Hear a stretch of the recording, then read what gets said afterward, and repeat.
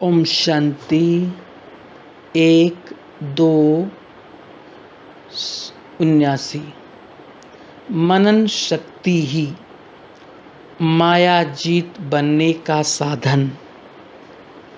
मनन द्वारा मगन रहने वाले मास्टर भगवान बच्चों प्रति बाप दादा बोले, आज बाप दादा बच्चों के अनेक प्रकार के पुरुषार्थ की विधि देखते हुए बच्चों के उमंग, उत्साह, मिलन की लगन, स्नेह का संकल्प, सदा सहयोगी बनने के कार्य में तत्पर रहना, सब संग तोड़ एक संग जोड़ने की मेहनत को देख बाप दादा हर्षित भी हो रहे थे और साथ साथ स्नेह के कारण तरस भी पड़ रहा था। हर एक अपने अपने यथाशक्ति लक्ष्य को प्राप्त करने के लिए तीव्र गति से लगे हुए हैं। सबकी एक ही इच्छा है कि फास्ट जावें, फास्ट आवें। दिन रात इसी लगन में चल रहे हैं, लेकिन लक्ष्य एक है, लगन भी एक से ही है, साथ भी एक का ही है। फिर भी कोई महावीर और कोई बहुत मेहनत अनुभव करते हैं। कोई सहज योगी, कोई पुरुषार्थी योगी, कोई सर्व प्राप्ति स्वरूप हैं, कोई सर्व प्राप्ति करने में खूब लगे हुए हैं। कोई माया जीत हैं और कोई माया के विघ्नों से युद्ध करने में लगे हुए हैं। कोई के मन का आवाज़ जो पाना था वो पा लिया और कोई का आवाज़ है अभी पा रहे हैं। कोई सदा साथ का अनुभव करते और कोई सदा साथी बनाने के प्रयत्न में रहते। ऐसा देख बाप दादा को मेहनत करने वाले के ऊपर तरस पड़ता है। एक बाप के दो प्रकार के बच्चे क्यों? और ये मेहनत भी कब तक? ये अलौकिक जन्म, जिस जन्म को वरदान है, क्योंकि वरदाता द्वारा ये जन्म है, ऐसा वरदानी जन्म प्राप्त होते भी ये जन्म भी मनाने के बजाय मेहनत में ही जाए, तो ऐसे वरदानी जन्म में जन्म फिर कब मिलेगा? इसलिए इस वरदानी जन्म का हर सेकंड और सर्व प्राप्ति करने का सुहावना सेकंड है। ऐसे समय को पाने के बजाय मेहनत में लगाना क्या अच्छा लगता है? चाहते भी नहीं हैं, फिर भी कर लेते हैं। क्यों? आज बाप दादा ने विशेष कारण देखे। मूल कारण है जो चाहते नहीं हो लेकिन परवश हो जाते हो। किसके वश हो जाते हो उसको भी अच्छी तरह से जानते हो। जानते हुए बचने का प्रयत्न करते हुए भी चक्कर में आ जाते हो, क्योंकि माया भी जानी जाननहार रूप में आती है। वो भी जानती है कि इन ब्राह्मण आत्माओं का मुख्य आधार बुद्धि योग है। दिव्य बुद्धि द्वारा ही बाप से मिलन मना सकते, तो माया भी पहले पहले बुद्धि पर वार करती है, कमजोर बना देती है। किस द्वारा? माया का विशेष बाण व्यर्थ संकल्पों के रूप में होता है। इस बाण द्वारा दिव्य बुद्धि को कमजोर बना देती है और कमजोर बनने के कारण परवश हो जाते हैं। कमजोर व्यक्ति जो चाहे वो नहीं कर पाते, इसलिए चाहते हो लेकिन कर नहीं पाते हो। इस कारण का निवारण सर्वशक्तिवान बाप द्वारा जो प्राप्त हुआ है, उस शक्ति को कार्य में नहीं लगाते हो। वो विशेष शक्ति है मनन शक्ति। मनन शक्ति को यूज करना नहीं आता। मनन शक्ति ही दिव्य बुद्धि की खुराक है। खुराक को न खाने से कमजोर बन जाते और कमजोर होने के कारण परवश हो जाते। मनन शक्ति का विस्तार बहुत बड़ा है, लेकिन विधि नहीं आती। जब से ब्राह्मण जन्म हुआ तब से अभी तक डायरेक्ट बाप द्वारा जीवन के कितने टाइटल्स सुने हैं। अगर वर्णन करो तो पूरी लंबी माला बन जाए। भक्ति मार्ग में भी सुमिरन करने के अभ्यासी हैं, एक एक मड़के पर सुमिरन करते हैं। भक्ति में सुमिरन शक्ति है और ज्ञान में स्मृति की शक्ति है। जब भगत आत्माएं अपनी शक्ति को नहीं भूलती, अल्पकाल की विधि से अल्पकाल की सिद्धि को पाती रहती हैं, तो आप ज्ञानी तो आत्माएं स्मृति की शक्ति की विधि को क्यों भूल जाते हो? अगर रोज अमृत वेले अपने एक टाइटल को स्मृति में लाओ और मनन करते रहो, तो मनन शक्ति से बुद्धि सदा शक्तिशाली रहेगी। शक्तिशाली बुद्धि के ऊपर माया का वार नहीं हो सकता, अर्थात परवश नहीं हो सकती। तो मूल कारण है बुद्धि की कमजोरी, और कमजोरी का निवारण है मनन शक्ति।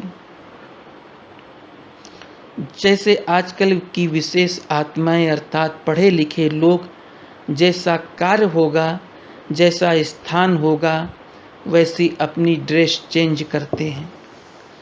आपके जड़ चित्रों का भी हर समय ड्रेस चेंज करते हैं। भविष्य रूप में भी हर कार्य की ड्रेस अलग अलग होती है। ये संस्कार भविष्य का वर्तमान के आधार पर है।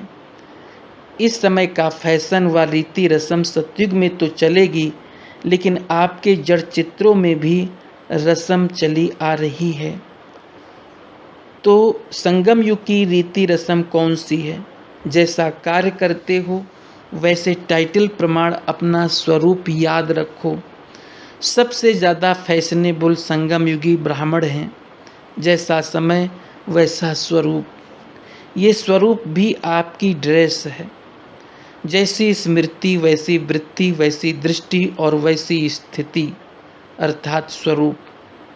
जैसे आजकल का फैशन है ना, जैसा श्रृंगार वैसे वस्त्र भी वैसे, तिलक भी वैसे लगाएंगे, तो आँखों का श्रृंगार भी वैसे करेंगे। तो सबसे फैशनेबल आप ब्राह्मण हो। ऐसी स्मृति और दृष्टि बनाओ। स्मृति है तिलक और दृष्टि है आँखों का श्रृंगार, और वृत्ति है मेकअप करना। वृत्ति से जैसा परिवर्तन चाहो वैसा कर सकते हो। तो सदैव रूहानी सजी सजाई मूर्त हो, विश्व को परिवर्तन करने वाले। मनन शक्ति अर्थात अपने अनेक टाइटल अर्थात स्वरूप स्मृति में रखो। अनेक गुणों के श्रृंगार को स्मृति में रखो। अनेक प्रकार की खुशी के पॉइंट को स्मृति में रखो। रूहानी नशे की पॉइंट स्मृति में रखो। रचता बाप के परिचय की पॉइंट्स बुद्धि में रखो। रचना के विस्तार की पॉइंट्स स्मृति में रखो। याद द्वारा अनेक प्रकार के अनुभव और प्राप्तियों की पॉइंट्स स्मृति में रखो। तो मनन शक्ति का साधन कितना बड़ा है। जो चाहे वो मनन करो। जो आपकी पसंदी हो वो पसंद करो। तो मनन करते मगन अवस्था सहज प्राप्त हो जाएगी। परवश के बजाय मायाजित बनने का वशीकरण मंत्र सदा साथ रहेगा और माया सदा के लिए नमस्कार करेगी। संगम युग का पहला भगत आपकी माया बनेगी। मास्टर भगवान बनो तो भगत भी बने ना। अगर खुद ही भगत होंगे तो वो किसका भगत बने? वो तो भगत बनेंगे व मास्टर भगवान बनेंगे। इसका सहज साधन सुनाया, मनन शक्ति को बढ़ाओ। समझा? बंगाल बिहार का जोन तो श्रृंगार करना जानता है। जैसे देवियों को बहुत सजाते हैं, अपने जड़ चित्रों को सजाने आता है ना, ऐसे स्वयं को सजाना है। इस जोन की भी विशेषता है जो बाप को अति प्रिय हैं। ऐसे बच्चे बहुत हैं। वो कौन? गरीब हैं और भोलेनाथ के भोले भी हैं। दोनों ही बाप को अति प्रिय हैं। इसलिए इस जोन का ग्रुप देखो, बड़ा है ना। इस जोन की विशेषता है। इस जोन में कितने अलग अलग प्रदेश हैं। नेपाल भी है तो आसाम भी है। वैरायटी फूलों का गुलदस्ता है। सेवा भी अब विस्तार को पाती जा रही है। साकार तन को ढूंढा भी यहाँ से ही है, तो स्थान की विशेषता रही ना। जैसे गवर्नमेंट को किस स्थान से कोई विशेष अमूल्य वस्तु मिलती है तो उस स्थान का महत्व रहता है, नामी ग्रामी रहती है, हिस्ट्री में आ जाती है। ऐसे स्थान भी बाप की हिस्ट्री में विशेष स्थान है। आगे चलकर इस स्थान का महत्व विश्व में महत्वपूर्ण होगा। जैसे दिल्ली की विशेषता अपनी है, बॉम्बे की अपनी है, इस स्थान का महत्व भी बहुत बड़ा अपना है। इसलिए आगे चलकर और भी इस स्थान को विशेष भूमि की रीति से देखेंगे और सुनेंगे। ऐसे विशेष भूमि के निवासी भी विशेष आत्माएं हो। भूमि के साथ आप लोगों के भाग्य का भी सब वर्णन करेंगे। अच्छा, सदा शक्तिशाली स्वरूप में स्थित रहे, माया दुश्मन को भी अपना भगत बनाने वाले, सदा सजे सजाए स्वरूप में स्थित रहने वाले, वशीकरण मंत्र द्वारा माया को वश करने वाले, सदा स्मृति द्वारा समर्थ रहने वाले सर्वशक्तिवान आत्माओं को बाप दादा का याद प्यार और नमस्ते। पार्टियों से मुलाकात। पहला, हर संकल्प व कर्म बाप समान करने से निरंतर सहज योग की स्टेज का अनुभव। संगम युग का श्रेष्ठ स्थान है बाप का दिल तख्त। जो इस तख्त पर बैठते हैं वही विश्व तख्त के अधिकारी बनते हैं। और जैसे बाप परम पूज्य है वैसे बच्चे भी पूज्य बन जाते हैं, क्योंकि दिल में वही समाये जाते हैं जो समान होते हैं। तो बाप समान फॉलो फादर करने वाली आत्माएं होना, ऐसे अनुभव होता है। जो बाप की स्मृति वही बच्चों की स्मृति, जो बाप के गुण वही बच्चों के गुण, जो बाप का कर्तव्य वही बच्चों का कर्तव्य। इसको कहा जाता है फॉलो फादर। जो भी संकल्प व कर्म करो तो पहले चेक करो कि बाप समान है। अगर बाप समान है तो सहज योगी की स्टेज का अनुभव होगा, मेहनत नहीं लगेगी और कोई भी परिस्थिति में बाप को सामने लाने से स्व स्थिति के आधार से परिवर्तन हो जाएगी। चाहे कितने भी देश के हालत नाजुक हों, लेकिन आप सदा कमल पुष्प के समान बाप की छत्र छाया में न्यारे और प्यारे रहेंगे। सदा छत्र छाया में होना। बाप सेवाधारी बन करके आते हैं तो छत्र छाया के रूप में बच्चों की सदा सेवा करते हैं। बाप को याद किया और साथ अनुभव किया। वैसे कोई भी शरीरधारी का साथ लेने में समय लग जाता है, लेकिन बाप तो सेकंड में हाजिर होगा। तो दूर रहते भी सदा समीप आत्मा हो, ऐसा अनुभव होता है। जो जितना प्यारा होगा उतना समीप होगा। तो कितने समीप हो, अभी भी समीप हो और परम धाम में भी समीप हो, फिर भविष्य में भी समीप। तो तीनों स्थानों के समीप होना। जहाँ भी ब्राह्मण बच्चों के पांव पड़ते हैं वहाँ कोई न कोई आत्माएं हैं, तब जाना होता है। जो बच्चे बाप की याद में रहते हैं, याद में रहने वाले बच्चों को बाप सदा रिस्पांस देते भी रहते हैं और सदा देते रहेंगे, क्योंकि याद द्वारा ही अनुभवों का अधिकार प्राप्त होता है। भाषण ही सिर्फ सेवा का साधन नहीं है, अनुभव द्वारा भी प्रभावित कर सकते हो। अनुभव की टॉपिक सबसे ज़्यादा अट्रैक्ट करने वाली होती है। सेवा जरूर करनी है, जैसे भी करो, सब सब्जेक्ट में मार्क्स लेनी है। अगर एक भी कम रह गई तो पास विद ऑनर कैसे होंगे, इसलिए सब सब्जेक्ट को कवर करो। दूसरा, सारे कल्प में संगम युग ही बाहरी मौसम है। सदा बाहर के समान खिले हुए पुष्प, खुशबूदार रूहे गुलाब अपने को समझते हो। जब बाहर का मौसम होता है तो सब फूलों में रंगत आ जाती है, खिल जाते हैं, सुंदर लगते हैं।